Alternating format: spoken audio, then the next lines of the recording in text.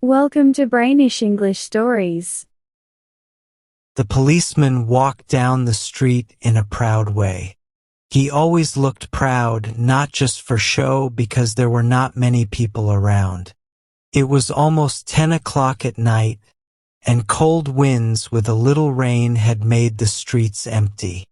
As he walked, he tried the doors to see if they were locked, spun his stick in fun ways, and looked around the quiet street. The policeman, strong and confident, looked like a good guard. This area usually went to bed early.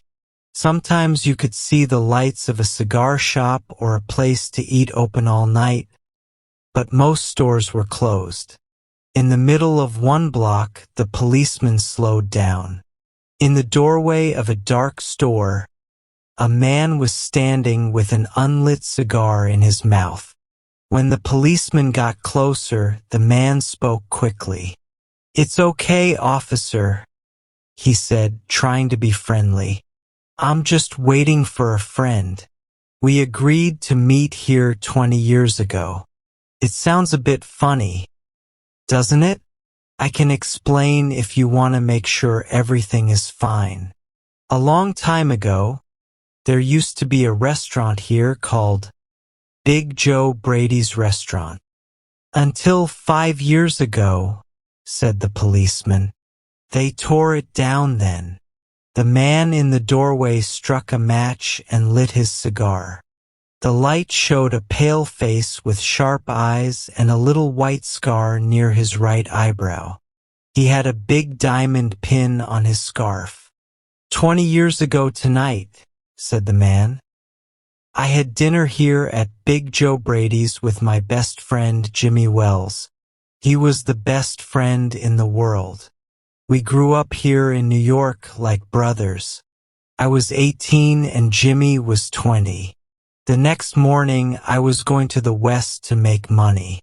Jimmy never wanted to leave New York. He thought it was the best place in the world.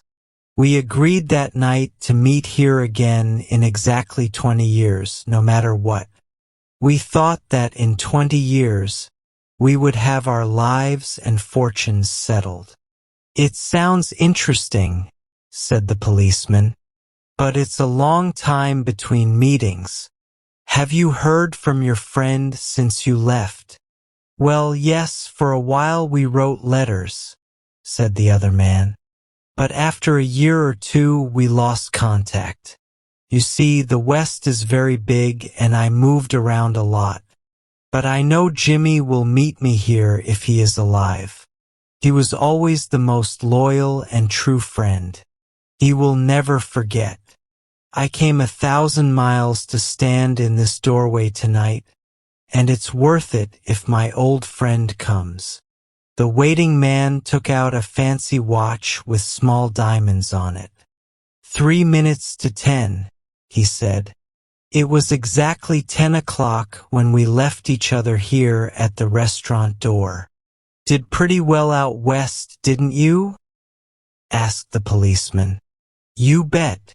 I hope Jimmy did half as well. He was a bit slow, but a good man. I had to work very hard to make my money. A man gets comfortable in New York. It takes the West to make him sharp." The policeman spun his stick and took a few steps. "I'll be on my way. Hope your friend comes.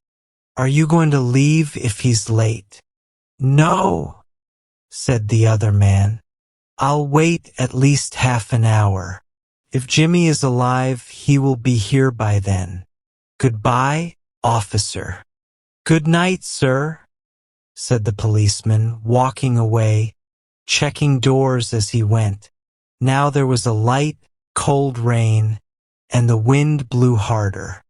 The few people on the street walked quickly and quietly, with their coat collars turned up and hands in their pockets. The man who had come 1,000 miles to meet his old friend smoked his cigar and waited. He waited about 20 minutes.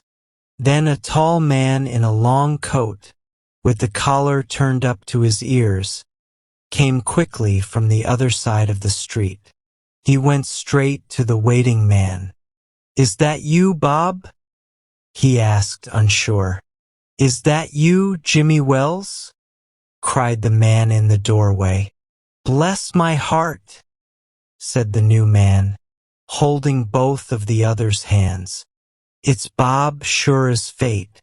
I knew I'd find you here if you were still alive. Wow, 20 years is a long time. The old restaurant is gone, Bob. I wish it was still here, so we could have another dinner there.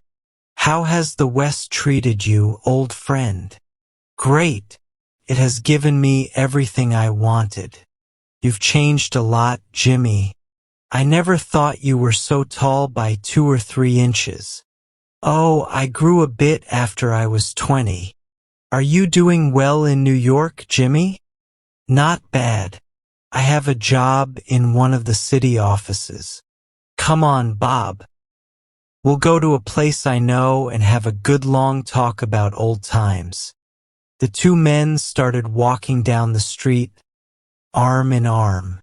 The man from the West, feeling proud of his success, began to tell the story of his life. The other man, hidden in his big coat, listened with interest. At the corner, there was a drugstore, bright with electric lights. When they came into the light, they both turned to look at each other's face. The man from the West stopped suddenly and let go of the other man's arm. "You're not Jimmy Wells," he said sharply. 20 years is a long time, but not long enough to change a man's nose from long to short. It sometimes changes a good man into a bad one," said the tall man. "You've been under arrest for 10 minutes, Silky Bob. Chicago thinks you might have come here and sent us a message that they want to talk to you. Are you coming quietly? That's smart. Now, before we go to the station, here's a note I was asked to give you. You can read it here by the window. It's from Policeman Wells." The man from the West opened the small piece of paper given to him. His hand was steady when he started to read, but it shook a little by the time he finished. The note was short. "Bob, I was at the place on time. When you lit your cigar, I saw it was the face of the man wanted in Chicago. I couldn't arrest you myself, so I went and got another policeman to do it. Jimmy."